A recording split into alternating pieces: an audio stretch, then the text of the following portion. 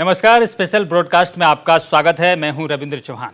चाहे अजमल कसाब हो या निर्भया कांड के दोषी हो, देश में कुछ ऐसे मामले सामने आए हैं जिसमें पूरा देश एक तरफ खड़ा नजर आता है।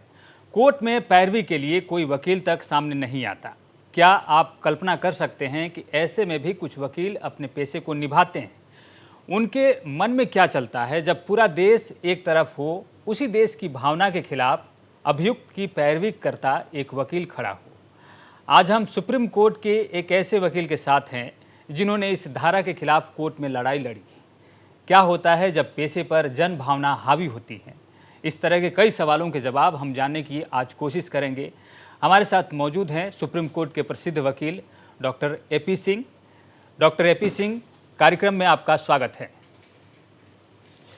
बहुत बहुत धन्यवाद, बहुत बहुत धन्यवाद। सबसे पहले तो हम आपसे जानना चाहेंगे कि इतने दिनों तक आपने प्रैक्टिस की है और जो भी मामले चर्चित हुए हैं और जिनमें जो आपसे संबंधित रहे हैं, उनमें ज़्यादातर मामले ऐसे रहे हैं जिनके खिलाफ एक जन भावना रही है, पब्लिक का सेंटीमेंट रहा है। लोग चाहते हैं कि आप इस तरह के मामले को ना लें, लेकिन फिर भी आपने उस तरह से लड़ाई लड़ी।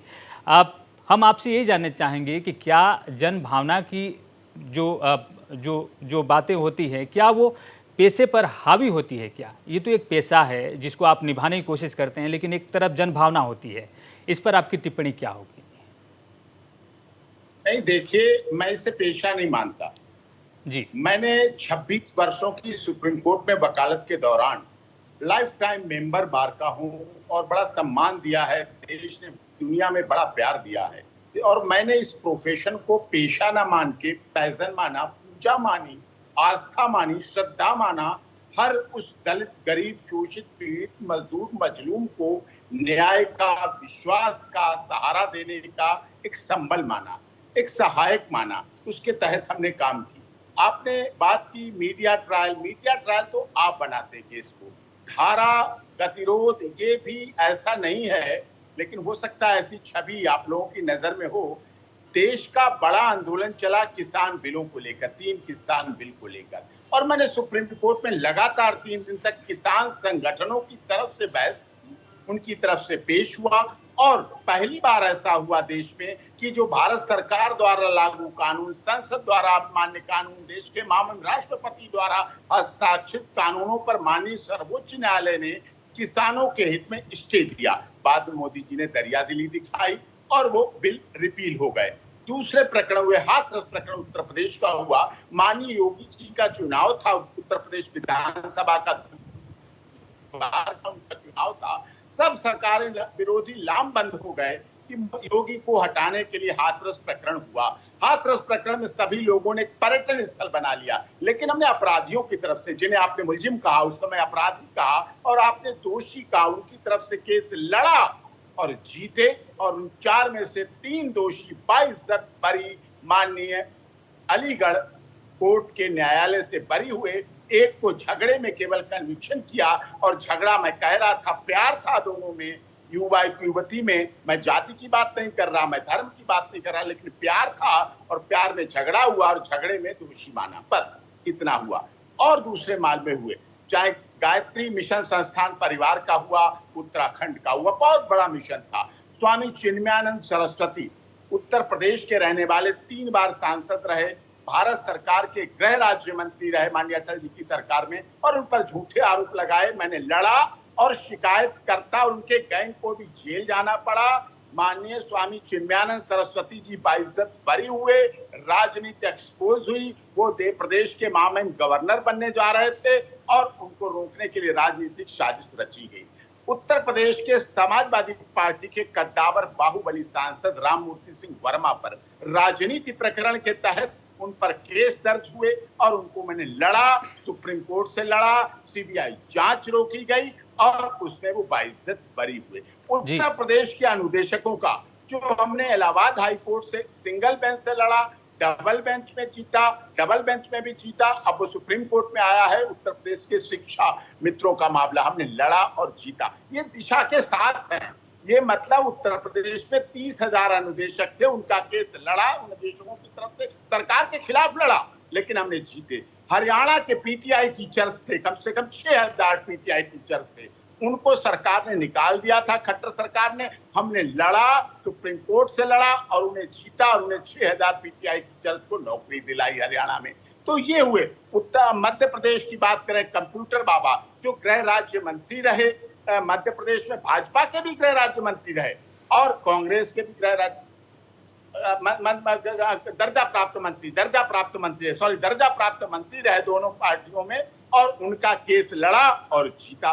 कहीं धारा उल्टी होती है, कहीं धारा 7 होती है।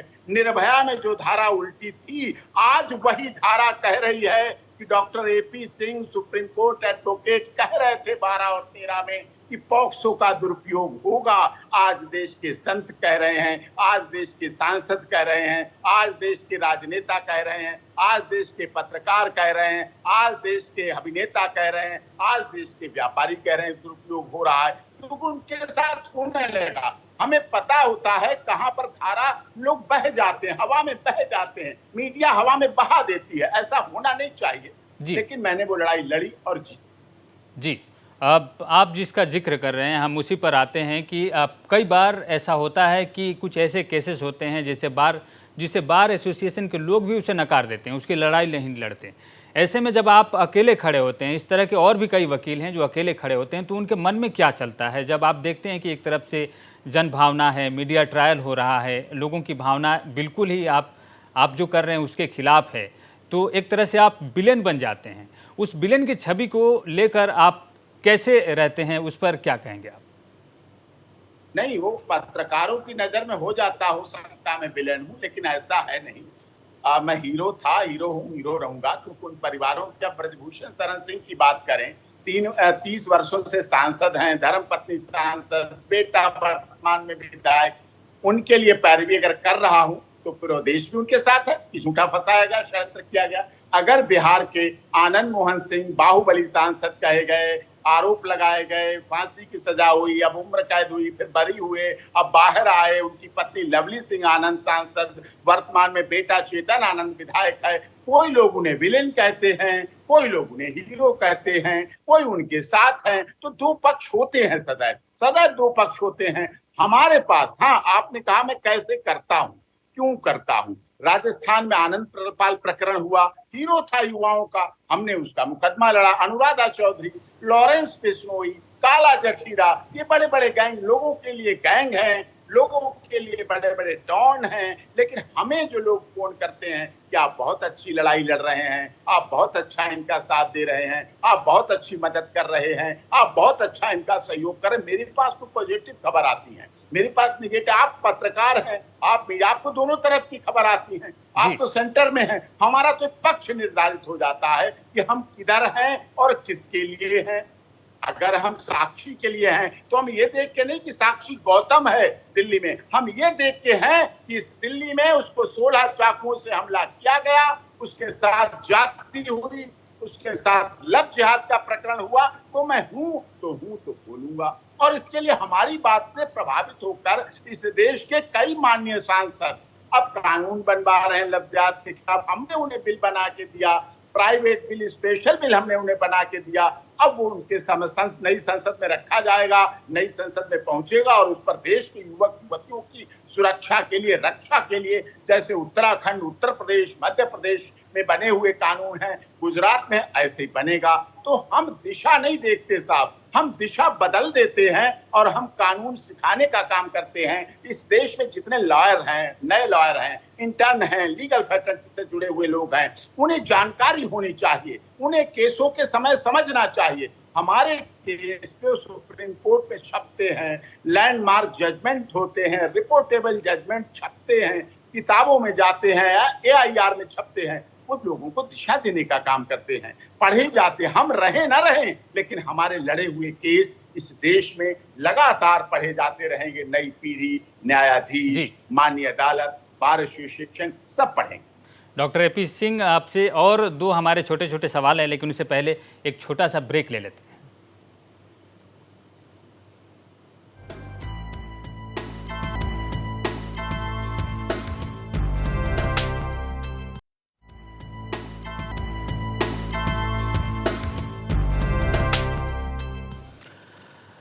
स्पेशल ब्रॉडकास्ट में आपका फिर से स्वागत है। हमारे साथ मौजूद हैं सुप्रीम कोर्ट के वरिष्ठ वकील doctor AP Singh. Doctor AP Singh से ब्रेक में जाने से पहले हमने 2 सवाल रखा था उनसे पूछने के लिए, और उनमें से एक सवाल ये है डॉक्टर एपी सिंह कि कई बार हम देखते हैं कि जनहित याचिका जो होती है, PIL होती है, वो कई रूप में सामने आती है, और सुप्रीम कोर्ट में कई बार हमने देखा कि बहुत ही तेज़ गति से कुछ मामलों में जनहित याचिका स्वीकार की जाती है।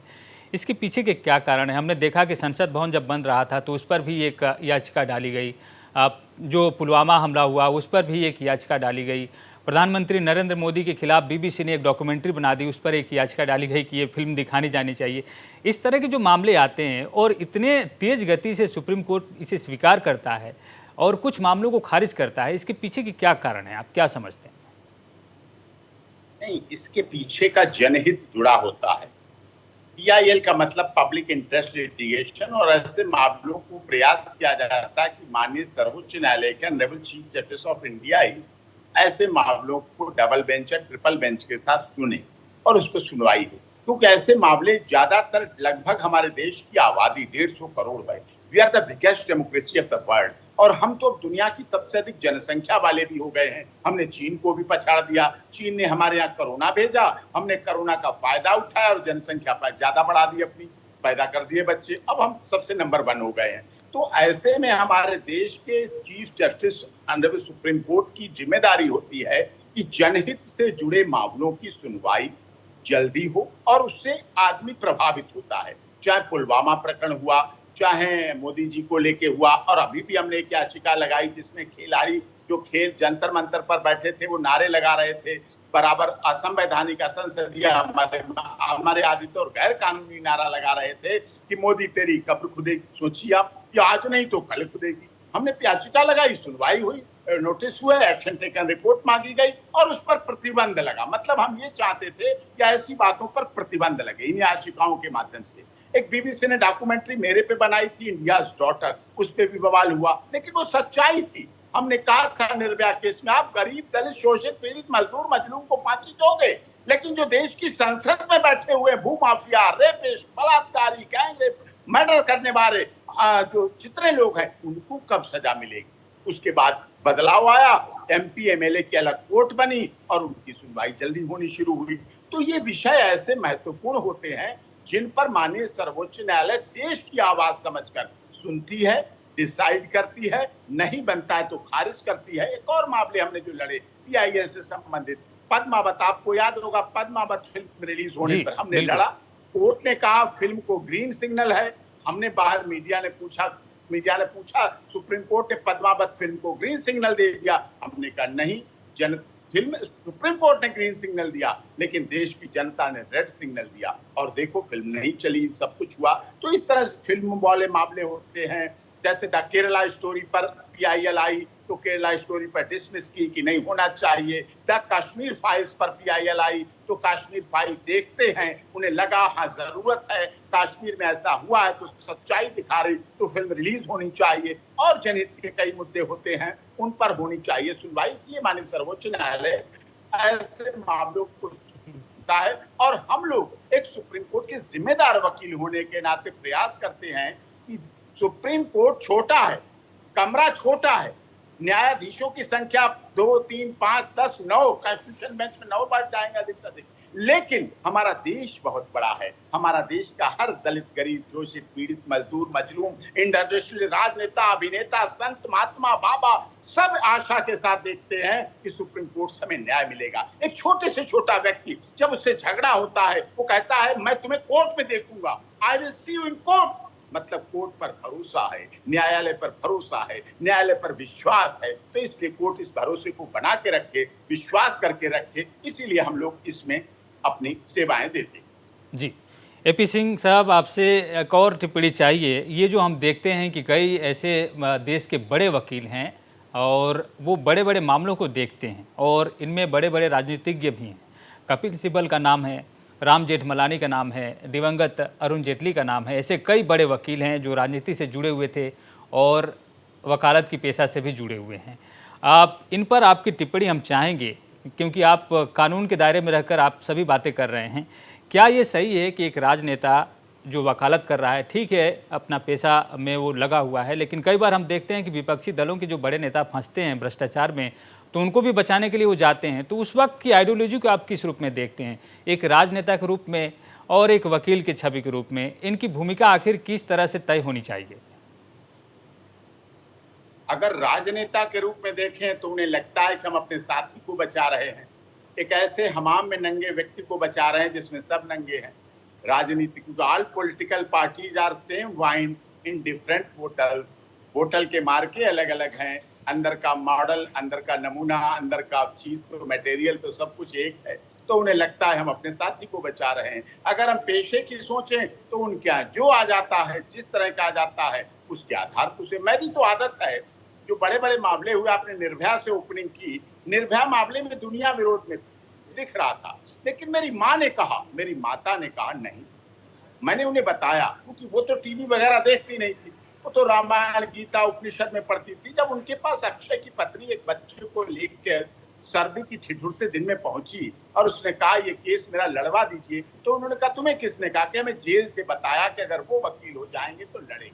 मेरी माँ ने कहा, और मैंने कहा माँ ये बहुत बड़ा केस है, बड़ी दुनिया खिलाफ है, कैंडल मार्च हो रहा है, प्रदर्शन हो रहा है, धरना हो रहा है, आंदोलन हो रहा है। उन्होंने कहा कोई बात नहीं बेटा, मैंने तुम्हें बचपन में कविता सुनाई, याद कराई थी उन्होंने, मुझे फिर से याद कराया कि सामने पहाड़ हो, सिंह की दहाड़ हो, तुम कभी डरो नहीं, तुम कभी झुको नहीं, तुम कभी नहीं डरना, चाहे सामने पहाड़ हो, सिंह की दहाड़ हो। सिंह की दहाड़ मतलब सरकार के खिलाफ हो, पहाड़ का मतलब दुनिया विरोध में खड़ी हो, लेकिन तुम्हें जिसके लिए लड़ना है उसके लिए लड़ना है, संघर्ष होना करना है तुम्हें। चलो, मैंने माँ के आदेश को उससे माते माना और मैं वो लड़ाई लड़ा। और मेरे क्लाइंट का भी देखिए भरोसा कि 2012 से लेकर मार्च 2020 तक उन्होंने कटिबद्ध होके अंतिम क्षण फांसी तक लटक गए। और मैंने रात में सुप्रीम कोर्ट खुली, ऑनरेबल दिल्ली हाई कोर्ट खुली, राष्ट्रपति भवन खुला, गवर्नर हाउस खुला, गृह मंत्रालय खुला, सब कुछ खुला, लेकिन हमारे क्लाइंट ने हम पर भरोसा बना के रखा, विश्वास बना के रखा, एक साथ देने का प्रयास किया। और आज भी उनके माता पिता, परिणाम कुछ भी हुआ हो, वो हमारे साथ है, हमारे साथ है। ये बड़ी बात होती है और वकालत में ऐसा करना चाहिए। अगर विष दे दो लेकिन विश्वास मत दो किसी को। विष दे दो, मर जाएगा, चला जाएगा, खत्म हो जाएगा, लेकिन कभी विश्वासघात मत करो। मेरे पिताजी ने वकालत के प्रोफेशन में आते समय बताया कि जब तुम कोर्ट में खड़े हो तो कभी ये मत सोचना कि इस क्लाइंट ने फीस में कमी रखी, ये फीस अभी लेना है, अभी देना इसको बाकी है, कभी मत सोचना। उस समय ये सोचना कि इसने अपना सब कुछ दे दिया तुम्हें, कुछ भी इसके पास अब देने को बाकी नहीं रहा। और पूरी लड़ाई सुप्रीम कोर्ट में लड़ना, जिस किसी कोर्ट में पेश हो रहे उसके लिए लड़ना और न्याय दिलाना, न्याय की लड़ाई लड़ना। और हमारी सरकारें भी कहती हैं access to justice for all, न्याय सबको मिलना चाहिए, मिलते हुए दिखना चाहिए। तो वो अगर डॉक्टर एपी सिंह देश के लिए कर रहा है, भाई आप तो बहुत प्रबुद्धजीवी पत्रकार हैं और आपका चैनल बहुत अधिक देखा जाता है और आप ग्राउंड जीरो पर रिपोर्टिंग करते हैं और अपने दर्शकों को सच्चाई पहुंचाने का प्रयास करते हैं। ये आपकी ध्येय रहता है, उद्देश्य। और लोकतंत्र में मीडिया चौथा स्तंभ है, उसके कर्तव्यों को आप पूरी तरह पालन कर रहे हैं। भाई इस बात की क्या गारंटी कि मैं इस जीवन में देश का बड़ा वकील हूं, सुप्रीम कोर्ट का बड़ा वकील हूं, 26 वर्षों से वकालत कर रहा हूं, लोग मुझे देखते और सुनते हैं, अगले जन्म में मैं क्या हूंगा क्या नहीं हूंगा, इसकी भी तो कोई गारंटी नहीं है। तो इस जीवन में जितना अधिक आप कर सकते हैं इस देश के लोगों के लिए, दलित, शोषित, पीड़ित, मजदूर, मजलूम की आवाज को उठाने के लिए, जो न्याय पर भरोसा करता है, न्यायालय पर भरोसा करता है, पैसे ना हो कोई बात नहीं, उसका विश्वास नहीं टूटना चाहिए, उसके आत्मविश्वास में बना रहना चाहिए कि देश में कोई ऐसा वकील है जो धारा के विरुद्ध भी लड़ सकता है, हवाओं को भी तोड़ सकता है। वो कहते हैं ना, इस देश में है क्या, इस दौरे तरक्की के अंदाज जी। निराले, इस दौरे तरक्की के अंदाज निराले हैं, जहनों में अंधेरे हैं, सड़कों पे उजाले हैं। तो अगर हमने जहनों में भी उजाला देने का प्रयास किया, सड़कों पर तो उजाला एलईडी बल्ब दे रहे हैं, लाइटें दे रही हैं, लेकिन अगर हमने दिलों में भी उजाला करने का प्रयास किया, रोशनी देने का प्रयास किया, तो इससे अच्छा कोई और काम नहीं होगा और मुझे वो जीवन में करना चाहिए। और यही मेरी बार एसोसिएशन भी कहती है, यही सुप्रीम कोर्ट बार भी कहती है और यही हमारी बार काउंसिल भी कहती है कि हमें उसके लिए संघर्ष करना चाहिए, न्याय दिलाना चाहिए और उसके अधिकारों की लड़ाई लड़नी चाहिए। जी 99 दोषी चाहे छूट जाएं, लेकिन किसी एक निर्दोष को सजा नहीं होनी चाहिए। जस्टिस हरीड, जस्टिस वरीड, जल्दबाजी में दिया गया न्याय भी अपनी न्यायप्रियता को खो देता है और जस्टिस डिले, जस्टिस डिनाइल, विलंब से मिला गया न्याय भी न्याय नहीं रहता डॉक्टर है। एपी सिंह, ये सब होना चाहिए और दिखना चाहिए। दलित, शोषित, पीड़ित जो भी वर्ग हैं जिनके लिए आप काम करते हैं, एक लंबी पारी आपने इस प्रक्रिया में बिताई है एक वकील के रूप में। क्या आने वाले दिनों में हम एक आपको राजनेता के रूप में देख सकते हैं? राजनीति में भी आप कदम रखेंगे? नहीं, क्योंकि राजनीति राजनीति की करने कदम वाले रखने यही की बातें तो करते हैं। नहीं, राजनीति नहीं मैं कर रहा हूं। मेरे पास, देश के नाम नहीं लेना चाहता, आपका चैनल देश भर में देखा जाता है, बड़े बड़े सांसदों के केस, बड़े बड़े अभिनेताओं के नाम ले लेता हूं, सुशांत सिंह राजपूत, उनके फादर, फिल्म डायरेक्टर, प्रोड्यूसर की तरफ से उनके केस लड़े, बड़े बड़े सांसद, विधायक, आम आदमी पार्टी दिल्ली की सरकार के कितने मंत्री, कितने विधायकों केस लड़े और जीते, उन्हें न्याय दिलाया। अभिनेताओं के केस लड़े जीते, व्यापारियों के केस लड़े जीते, और अपराधियों के तो हैं, अपराधी तो हैं, उनको तो क्या कहना, उनकी तो बात है ही है। लेकिन राजनीति सेवा है। मैं राजनीति भी अगर करूंगा तो वो भी सेवा के भाव से करेगा। अगर मैं संसद में भी बोलूंगा तो मैं सेवा के लिए ही बोलूंगा। अगर मैं राज्यसभा में भी, जो आपका इशारा है करने का, तो वो भी मैं सेवा के लिए बोलूंगा। क्योंकि इस देश में गुवाहाटी से चौपाटी, कन्याकुमारी से कश्मीर और सैकड़ों ऐसे संगठन हैं, चाहे क्षत्रियों के संगठन हो, चाहे दलितों के संगठन हो, चाहे किसानों के संगठन हो, चाहे और वर्गों के संगठन हो, अग्रवाल समाज है, ब्राह्मण समाज है, वैश्य समाज है, और कितने संगठनों का मैं संरक्षक हूं, उनके लिए काम करता हूं, महिलाओं के अधिकारों की रक्षा के लिए संघर्ष करता रहता हूं, इंटरनेशनल वुमेन डे पे पूरी तरह से महिलाओं के लिए समर्पित करता हूं, सीता, सावित्री, गार्गी, अपाला, अनुसुईया, रजिया सुल्ताना, पद्मावती, हाड़ा रानी के इतिहास को बोलता हूं, डॉक्टर भीमराव अंबेडकर संविधान निर्मात्री सभा के अध्यक्ष रहे, उनके संविधान के अनुच्छेदों को रक्षण संरक्षण का काम करता हूं। तो अगर जहां जो अवसर होगा तो मैं करूंगा। वो कहते ना, क्या हार में क्या जीत में, किंचित नहीं भयभीत में, कर्तव्य पथ पर जो मिला वो भी सही, ये भी सही, जो होगा वो देखा जाएगा। प्रभु की कृपा, आप लोगों का प्यार आशीर्वाद जाओगा, बिल्कुल, उसको देखें। अगर अवसर होगा तो सेवा करने का मौका मिलेगा तो आप उसमें भी जाएंगे। फिलहाल हमसे इतनी रोचक बात करने के लिए डॉक्टर एपी सिंह, आपका बहुत बहुत शुक्रिया। आपने अपना बहुमूल्य समय हमें दिया, इसके लिए बहुत बहुत धन्यवाद। और इस कार्यक्रम को आप समाप्त करते हैं। नमस्कार।